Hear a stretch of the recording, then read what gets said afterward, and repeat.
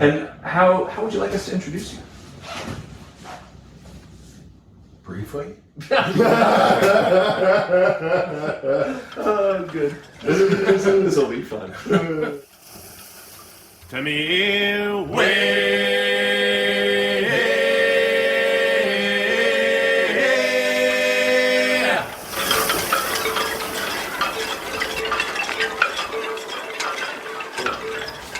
Hey everyone, and welcome to the Shanty Show. This is a really special one for us because it's our first episode we've been able to do actually in person, and we're joined by singer-songwriter extraordinaire, good friend of ours, and Great Lakes maritime expert. I think that's maybe fair to say. Maritime music expert. Great Lakes maritime music, yes. Aficionado. Yes.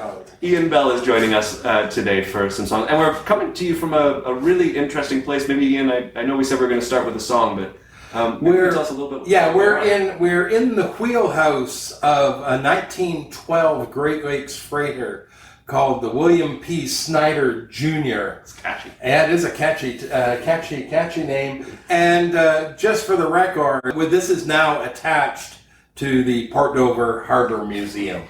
And thanks very much to the Port Dover Harbour Museum and their curator, Angela Wallace, for letting us hang out here for the afternoon. Yeah, we thought this would be the perfect place to chat with you because, you know, here we are on the shores of Lake Erie. So what better place to kind of talk a little bit and dive a little bit into some songs of the Great Lakes. And you have one to start us off with. Yeah, I've got a good one to start off because it's a shanty, it's a capstan shanty. And it's called Hebre Up and Buster, which sounds kind of violent. I mean, it sounds like something Ralph Cramden would have said in the old Honeymooners TV show. But it's not. It's not about that at all. It's about busting the anchor up off the bottom of the river.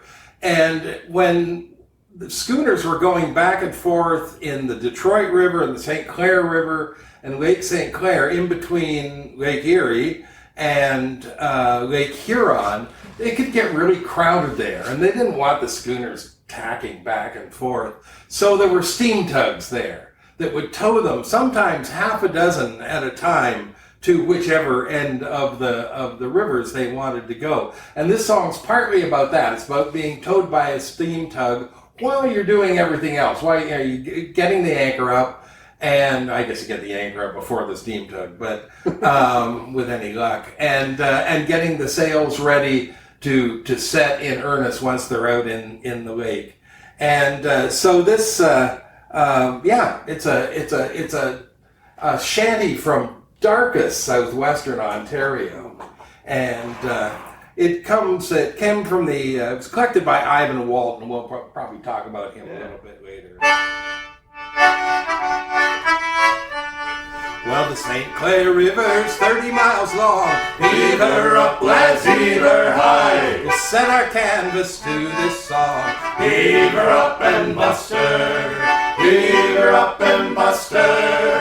Heave her up and bust her. We'll set our canvas to this song. Heave her up and bust her. Sailing up the river on a tow-line breeze. Heave her up, lads, heave her high. Stern the flats ahead, big seas. Heave her up and bust her. Heave her up and bust her. Heave her up and bust her. Astern the flats ahead, big seas. Heave her up and bust her. Well, the tug is belching fire and smoke. Heave her up, lads, heave her high. The line is tight on the towing post. Heave her up and bust her. Heave her up and bust her. Heave her up and bust her. The line is tight on the towing post. Heave her up and bust her.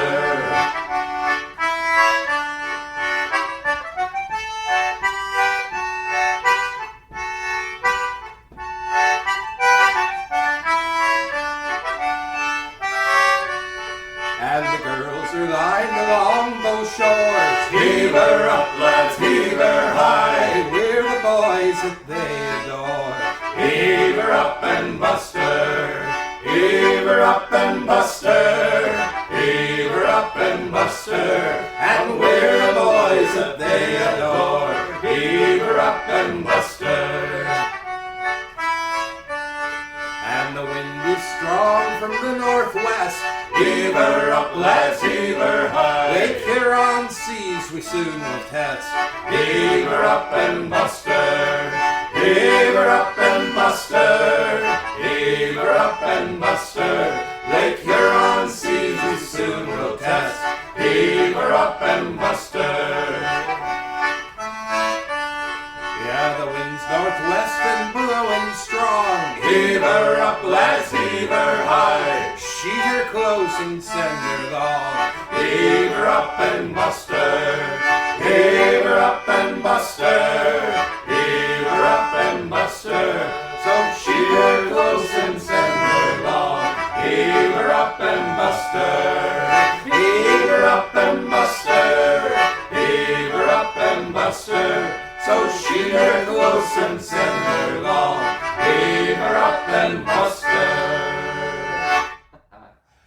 Awesome. wow, that was fun singing with some people. Right? Oh my Sure gosh, I can was, feel the yeah. cobwebs coming off. It's like, how do I do this again? Yeah. Man, thank you for that. What a cool song to start with.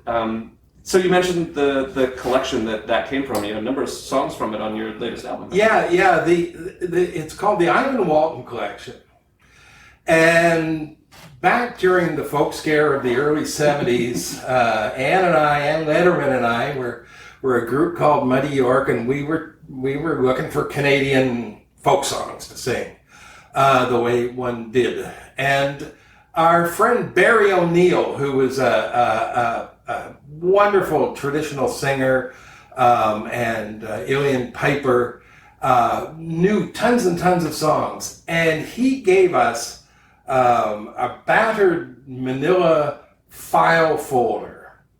And what was in this file folder was a photocopy of a photocopy of a photocopy of a carbon copy of a typescript of the original manuscript of Ivan Walton's collection of Great Lakes sailors' songs. And Ivan Walton was a guy who went out in the 1930s and he traveled all around the Great Lakes, around both sides of all the Great Lakes, collecting songs from the last generation of sailors who had worked under canvas on the lake. So these were guys who had probably finished their careers in the 1890s, in the really early years of the 20th century, and he was finding them in old folks' homes and lakeside bars, and he found a lot of songs, and he found a lot of guys who didn't remember a lot, and you know, one songs had to get pieced together, and he assembled this amazing collection of music and then did nothing with it. I don't know whether he'd just been overwhelmed. It was a huge project, Right. and in his lifetime he never published it. Fortunately, about 15 years ago or 10 years ago, a fellow named Joe Grimm got together, and Lee Murdoch, the singer, was involved in it, and they finally brought it out as a proper book. So I don't have to go to my although it's fun going back to the battered manila envelope every once in a while. And but that's the story, and there's a wonderful book. It's called Windjammers, and there's a book, a companion to that's his field notes, and it's almost even better reading. I mean, the one book's great because it's got all the songs and it's got the music, but the field notes about finding these guys and what they said to him and how they tried to con him, and you know, I mean, he bought a lot of drinks, right? and cigars and things like that. And he totally knew when he was being conned. Like he knew what the game was, and he knew when to play it. But the field recording or the field notes are really neat too. And it's called Song Quest, I think. But yeah, you can find those in wherever you look for books. Yeah. I was curious with you were saying Ivan Walton was collecting these songs. Yeah. And I was just curious what his incentive might have been. Was he a musicologist, or was he? Yeah, he wasn't a musicologist. He was more. You know, it was the 30s. I mean, the the folk revival had, I mean, there have been various folk revivals, and he was more of a folk, he was, like, this is exactly the same time as Lomax is out there, right? And he actually, in the first few trips, he writes everything down by hand, and he's not very good at tunes, and that's why a lot of the collected stuff doesn't have tunes. Later on, he borrows a wire recorder from Alan Lomax, which probably weighed as much as a car, right? And took it around, so that was handy on his latter trip. But it was, there was this whole thing. It was, Alan Lomax and Helen Creighton. Like, it was just that time when they're all going, this radio stuff, this is going to have an effect on our culture. It's going to make things disappear. It's going to homogenize things. And they were right about that. And, I mean, things didn't die out, I think, quite the way they, thought that they were afraid it might. And they changed, I mean, I think people probably said the same things when they started publishing music in books, right? It just wasn't in people's minds anymore. But yeah, he was part of that whole thing. And he wasn't a trained, folklorist as such, but he did a really good, he did a great job. And which was nice, because, now, 90 years later, there's still, there's people out there singing this stuff, so good on them. Yeah, sure. It's interesting to me that not so many of the Great Lakes songs have kind of, made it out into the world in the way you might, the Bigler would be probably the most well known. Yeah. Were there other collectors working at the time, or are there songs that are sort of out there in the world that are really Great Lakes songs and just don't get the he was it. That was, and because even the Great Lakes songs that appear in Edith Folk's books of Canadian folk songs came from Ivan Walton. Wow. She got, but before he published it, he'd obviously shared it with her. No, he was really it. And yeah, there just isn't, they didn't have their time in the sun. They didn't have people like Stan Hugo or Bert Lloyd who happened to be there at the exact moment that there was a giant folk revival going on, and Tom Dewey was hanging down his head, and and everybody was into folk music, and so they rode on the crest of that wave a certain amount, and with a lot of folk music, it's like being in the right place at the right time. It's like everybody knows about American shape note singing, and it's a popular thing, and there's been a big revival. Well, there's a huge shape note tradition in Waterloo County, Ontario. But no, yeah, I know, because it's done among the Old Order Mennonites. They've never let anybody in with a tape recorder. Right. Okay. So in order to hear it, you've just got to be there. And that was, I got to know somebody, I mean, that's another podcast, but that was another, case of getting to know this old guy and going, oh my God, they do, and, so, and it's not like National Geographic's in there, writing a story about it and putting out a record. So it's just still an intensely private thing. But it was like that, I think, with the Great Lakes songs, and I think if Walton's book had come out back when it could have, it could have come out in the 30s or in the 40s or 50s anyway. I think that might have been different. But there were a few of these that appear. That songs of the sailors and the shanty man. Right. There's a few in there that I'm not sure who grabbed those ones. It might have been Alan Lomax or some of those other guys, but yeah, it's a funny thing. It's not that known. I mean, which makes it kind of fun for me going out and doing these things. Yeah, what was your motivation behind the album? I've been singing all these songs for 30 years, and I just always liked them, and I thought it would make a great thematic record. And I'm a nerd. I like this kind of stuff. You know? I like boat stuff. And See, we can call him a Great Lakes shanty nerd. Yeah, not an expert. If we call him a that's nerd, it. that's a bit more comfortable. Yeah. I mean, for goodness sake, I used to run this museum, right? That's how. Like most true experts, humble in his the kind of nerd I am. But I mean, it was funny when I always sung these. Used to sing them. Actually, Reed Needles was my first Great Lakes song singing pal. Cool. And we did a show down at the Marine Museum. This would have been like 1980 or something like that. But when I finally decided to do the whole record of the thing, I was up at Brian Bickel's cottage, which is up at Red Bay on the Lake Huron side of the Bruce Peninsula, and I've been going up there for a week or so every summer for a long time. And there's always one night where there's, kind of a howling blow, and it's great to have the fire in the fireplace and a big tumbler of scotch and just enjoy the evening. And I remember one year I was like that, and I thought, oh yeah. And I started thinking about the lake and thinking, yeah, I think it's time to make a list of all the songs you might want to put on a CD of this stuff. So I went into the drawer in the little table in the corner, and I was looking for a piece of paper. I pulled out a piece of paper, and it had a list of songs from the last time I was up there drinking scotch during a storm, right? Scotch is doing its work. And I thought, okay, right, yes, I did. I have thought about this before. It's time to actually do it. That was the main impetus, was storm and scotch and Lake Huron.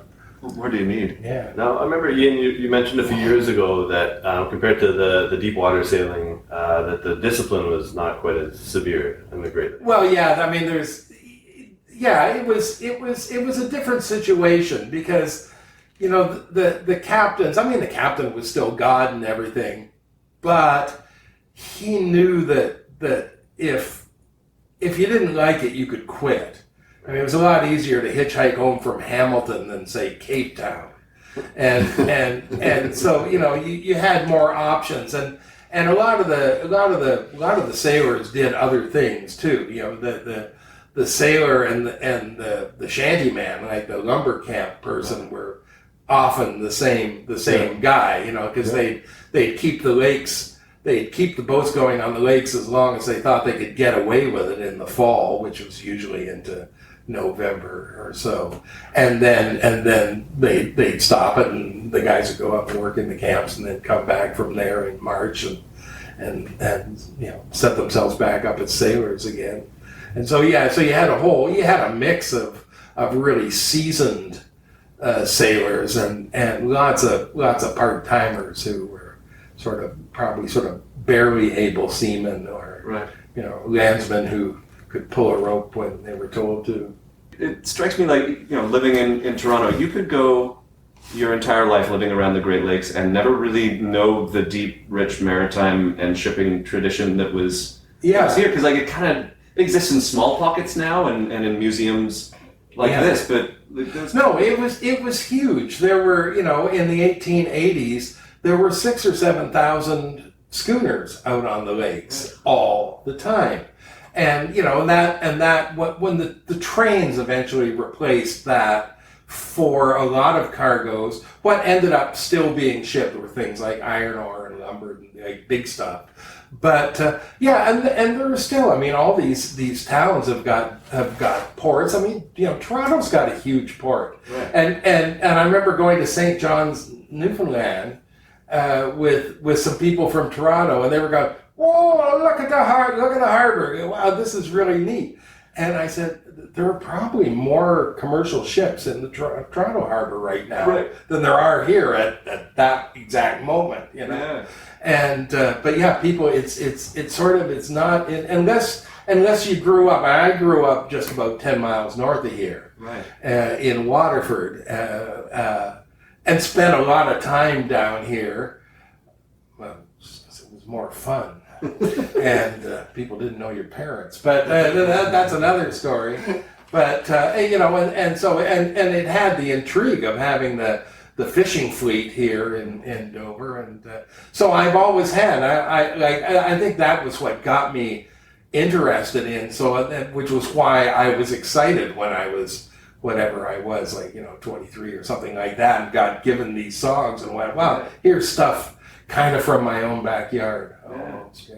And is that, so you mentioned the fishing fleets in Dover, is that what Port Dover was primarily? And it still is. Just, over there's a whole basin full of commercial fishing boats. There were schooners that were built here, there were a lot of schooners built here, and they were manned by sailors from here. But this wasn't a big town. I mean, the stuff for the stores would come in on a schooner, but it wasn't a big port in that way. So the schooners that were from here were usually anywhere but here. I mean, it was like the home base for a trucking company, same sort of thing. That you'd see them in port if they happened to be here, but usually they'd be somewhere else. And certainly the fishing fleet at this point is a shadow of its former self. During the 60s and 70s, it was the biggest indoor fishing. It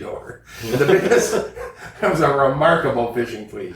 It was some bathtub. It was the biggest inland fishing fleet in the world for a long time.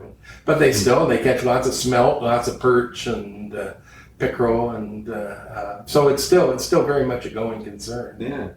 Going back to the songs for a minute, are there any sort of major differences between what you would find in sort of Great Lakes songs, or the type of work that was done, versus sort of what people might be more familiar with kind of the more well-known canon? Yeah, well, there were, because and it was due to technology. I mean, on the Great Lakes, it was almost all schooners, so there just wasn't as much to do up aloft. Right, so there weren't any of there wasn't any of the bunting shanties and things like that. I mean, they would have, and everything was smaller. There weren't nearly as the crew of a Great Lakes schooner was like 6 or 10. So and there tended to be capstan shanties, which you'd have more guys involved in, and sometimes something for getting the mainsail up or things like that. And it wasn't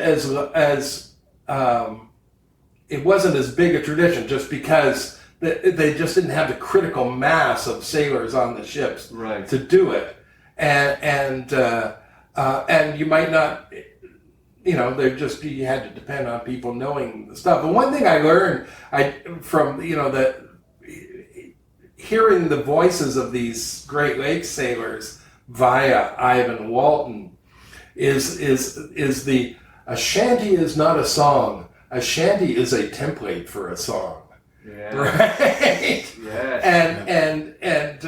He said, oh yeah, I said, well, yeah, we all knew the choruses, but I couldn't tell you any of the verses because we just made that shit up, Yeah. Well, to that point, that song that you chose, speaking of the template, usually it's always said that the verses were improvised and the choruses were fixed. But this one is unusual. It's a real song. Yeah. Yeah, that one's a real song. Okay. And a lot of the Great Lakes songs, a lot of them were based on saltwater songs, just because they happened to be there. There are some that don't seem like, actually the one I'm going to sing in a little while, the Jenny P. King, doesn't resemble anything. It resembles the Cruise of the Bigler, but that's just another Great Lakes song. Right. I mean, the Hebre Up and Buster, just the way that it didn't come with a tune. And I adapted South Australia. Yes. Because you could see the pattern of some of the word, like a Hebre Up, we're landing in the same spot. And I thought it was a reasonable assumption that it would be sung to that. For sure. And it's the sort of thing where even if you're wrong, chances are if you went back to 1880 and did it, nobody would bat an eye. They'd just go, yeah, whatever. Yeah, different arrangement. Different tune. Yeah. That reminds me, Craig was saying something to that extent, that by the end of the 1800s, like everything but the kitchen sink essentially was getting thrown into the shanty repertoire. Oh yeah, and that's true with the Great Lakes. The Great Lakes ones. They're, and there's a whole range of things. I mean, there's African American stuff. Well, there's that one we've sung about the ward line, right? That is so funky and it sounds like it's like a field holler, and almost, musically it sounds more like a farm field holler than it does like a lot of other shanties, and there was the whole minstrel song tradition, and you get bits of love songs thrown in, and just like whatever was around, but lots of adaptation of songs from saltwater as well. Yeah. So Shanties as a template, one of the songs that you were going to share with us is one that you've composed and written new lyrics for about Port Dover.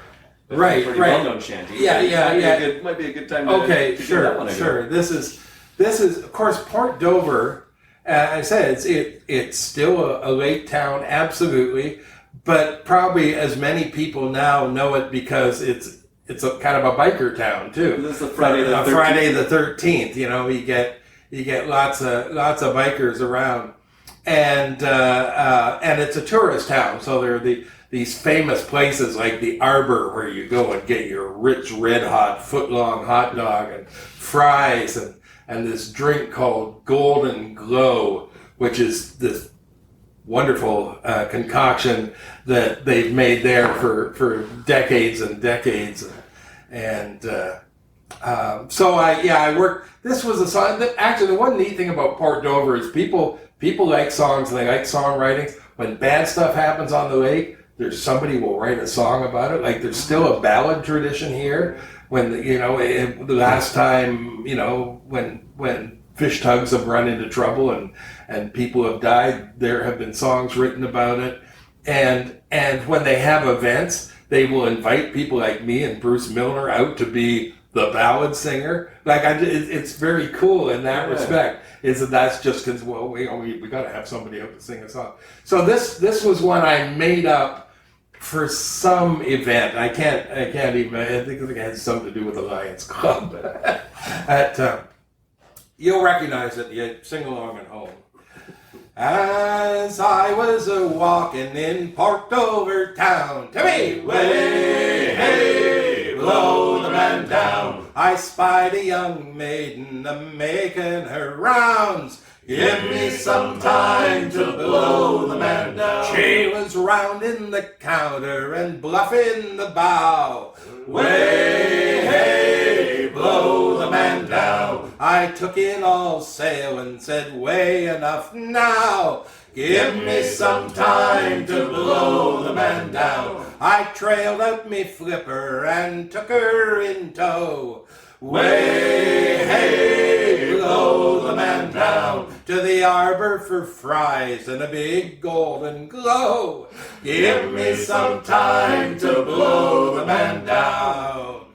And when we had finished, she said unto me, Way, hey, blow the man down. I got a big Harley I'd like you to see.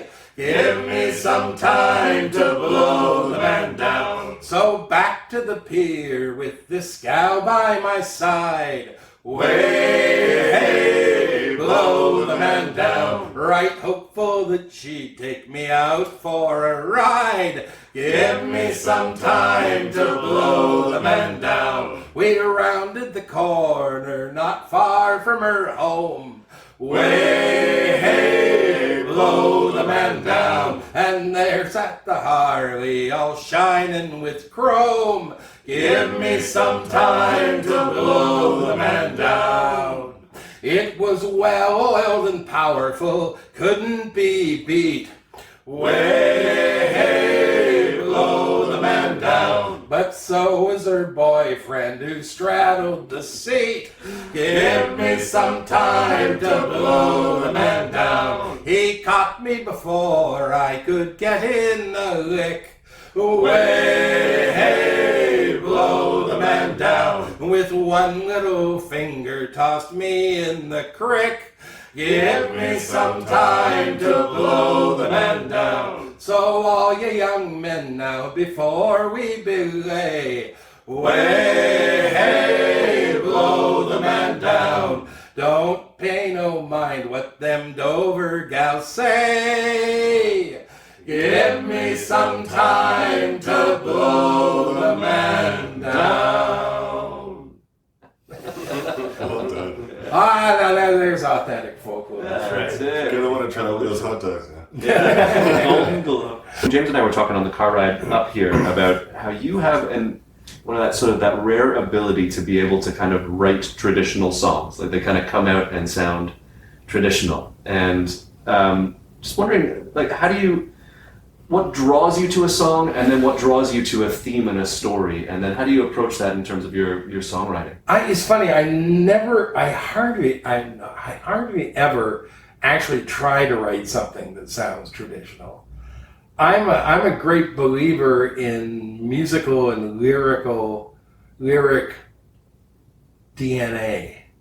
Like, I like pulling a line. I mean, Bob Dylan did this too. You know, he pulled a line out of a really old song and stick it in your song just because it's a good line, and it's going to serve the function just as well. And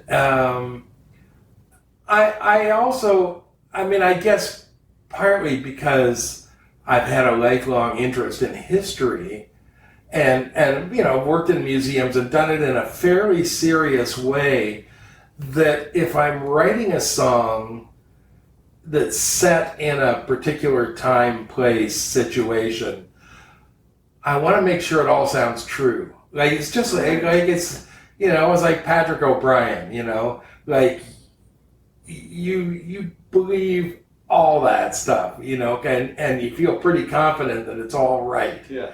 And that's what it's richness with details. And I try to do that where they're not a big deal. It's not a big deal. You just toss this thing out, and it's just part of the set dressing. Right. But if somebody's there to notice it, they go, "Oh, geez, like there's that there, and that's pretty cool." And it's always so much more fun if it all rings true. Right. If there aren't anachronisms in it and things like that, and possibly trying to use turns of phrase and things like that. But I always still trying to sound conversational always trumps everything for me. It's always got to sound conversational, right? In whatever sort of version of the language I'm using. And do you apply that as an editorial touch on, like, for example, the Ivan Walton songs as well, like the same kind of lens to? Yeah, I do, because like there's always stuff in old songs that I don't feel like singing. Right. And even to the point where, there's stuff that's so obscure that I know that most people won't understand that's offensive. Right. But I do. And if I don't like it, then I won't do it. But then that's when the template thing comes in. Yeah. You don't feel bad about doing this. You make it your own, and you put in something that's appropriate, that somebody who sang it for Ivan Walton, if they heard you sing it, they wouldn't go, what? Yeah. I mean, they might do that anyway, but it wouldn't be because it seemed, that it was totally out of sync somehow, right, with the feeling of the rest of the song. Because that's something that, and I know we've been talking a lot about, that we'll take a shanty from Hugel's book and sing it as closely as we can, and we'll skip the offensive verses and anything that's kind of obvious like that. But just through the conversations that we've been having during this show, it's been kind of, I think, eye-opening to us just how much more richness there is if you want to play with it a little bit, right? To tell a story in a different way, to shape it, to make it more relevant to the audience, or however. But I like hearing your angle too, of like living in the world of it and sitting in that, which only comes if you've been on boats, worked in the museums, understand the history and all of that. Very cool. I think you have one more song for us. Yeah, let's do. Tell us a little bit about it. Let's do the Jenny P. King.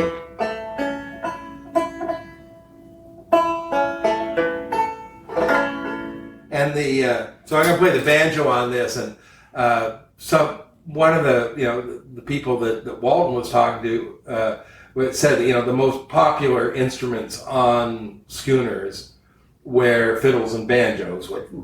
That's because they were the most popular instruments anywhere else at that time in the second half of the 19th century. So this is a song that sort of comes from Buffalo, well, Tonawanda technically, And there was a notorious part of Buffalo called Canal Street, which was apparently there was stuff that happened on Canal Street that made saltwater sailors blush, you know.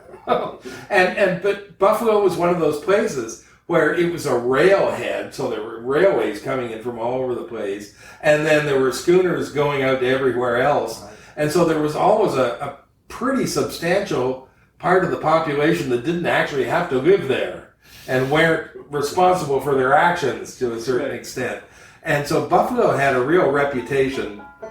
And the vessel in this song is called the Jenny P. King, and it was a timber droger, which was a big schooner. They usually weren't very pretty. They were designed to carry as much lumber as they could and still fit through the Welland Canal. In this song, she goes down into Lake Erie from Tonawanda, picks up lumber, goes back. Tonawanda is where the Erie Canal starts. So a lot of lumber was picked up around Lake Erie, which is why it doesn't look like Algoma around here the way it used to. There were white pine. Seriously? All over, yeah. Long Point was huge white pine forest. No way. It's totally denuded and turned into a desert. Right. And it's only gone back, like it's been reforested and reclaimed in the last 100 years or so. But at the turn of the century, clear cut, and there were stumps and sand blowing all over. It was a real mess. And but they would take all this stuff, and it was shipped to the lumber mills around Buffalo, and then put on barges down the Erie Canal, and a lot of it went to New York City to build whatever it needed building. And so that's what the boat's doing. It's named after Jenny P. King, was supposedly a businesswoman that all the sailors knew along Canal Street. And supposedly the figurehead of the Jenny P. King was a shapely woman's leg out under the bowsprit. And I always picture that lamp in the Christmas Story movie, except made out of wood. And one of the cool things about this song is that it talks about the crew. And just like on ocean-going vessels, it was a much more multicultural work experience than most people got to have. So it talks about, Uncle Sam's sea fighters and Garibaldi's too. So there's guys from the Italian Navy on the boat, and Irishmen, and so that's part of the. And the chorus mentions Ned Irving. I have no idea. I'm assuming he was the owner of the Jenny P. King. I don't know. If you went and read the Walton book carefully, it might might tell you, but I don't remember. Come, boys, if you will listen, I'll sing to you a song. So sit you down a while, I'll not detain you long. I ship from Tonawanda some lumber for to bring. From Long Point at $1 a day on the bark, the Jenny King. Hurrah, me boys, hurrah! Come let us dance and sing. We'll drink a health to old Ned Irving and the bark, the Jenny P. King. The crew jumped in the rigging and up aloft did run. To see them ride the halyards down, I tell you it was fun. Each man working with a will, and soon we spread our wings. We beat the schooner Dispatch on the bark, the Jenny King. Hurrah, me boys, hurrah! Come let us dance and sing. We'll drink a health to old Ned Irving and the bark, the Jenny P. King. And on this timber droger we had a jolly crew.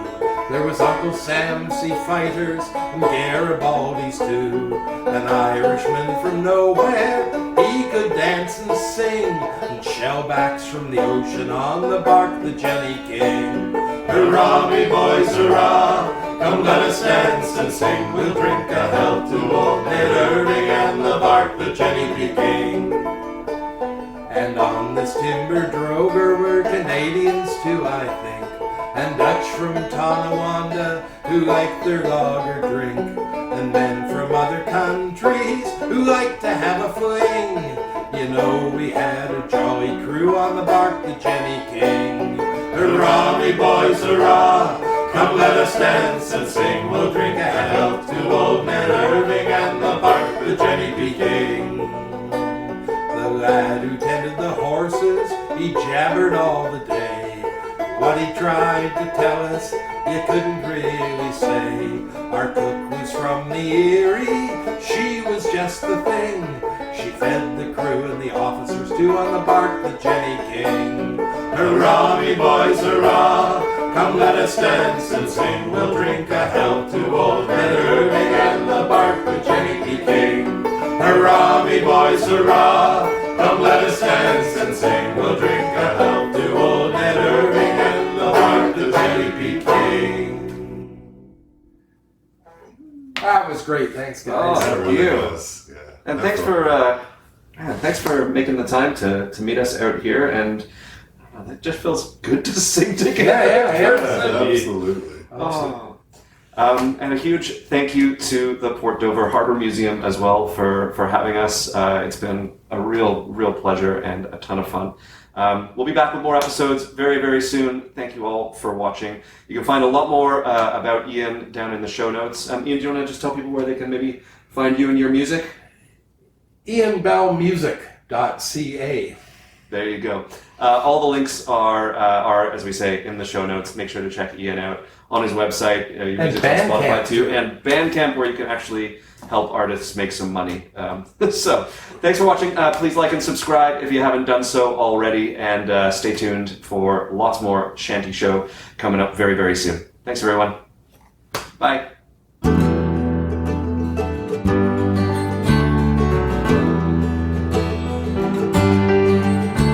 If ever I follow the ships again to gather my spuds and cakes, I'll not be working a deep sea hack, it's me for the inland lakes. You get a berth, that's really a berth, and the jaw that the skipper takes. No end, I swear it's a wonderful life, it's me for the inland lakes. The runs are short, the vessels are good, and fine men are your mates. They're sharp and they can handle a ship, it's me for the inland lakes. You get a berth, that's really a berth, and the jaw that the skipper takes. No end, I swear it's a wonderful life, it's me for the inland lakes.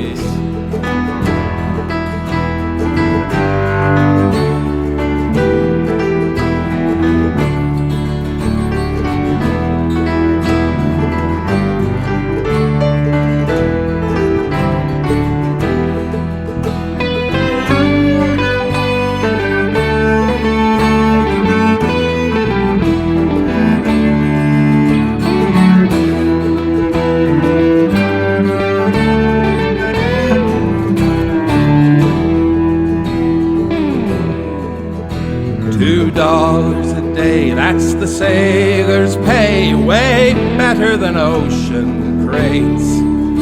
When the season's done, you go on the bum, it's me for the inland lakes. You get a berth, that's really a berth, and the jaw that the skipper takes. No end, I swear it's a wonderful life, it's me for the inland lakes. Late gales may blow, the seas may rise, and the lea's full of country jakes. But the vessels are warm and the grub is fine, it's me for the inland lakes. You get a berth, that's really a berth, and the jaw that the skipper takes. No end, I swear it's a wonderful life, it's me for the inland lakes. You get a berth that's really a berth, and the job that the skipper takes. No end, I swear, it's a wonderful life. It's me for the inland lakes.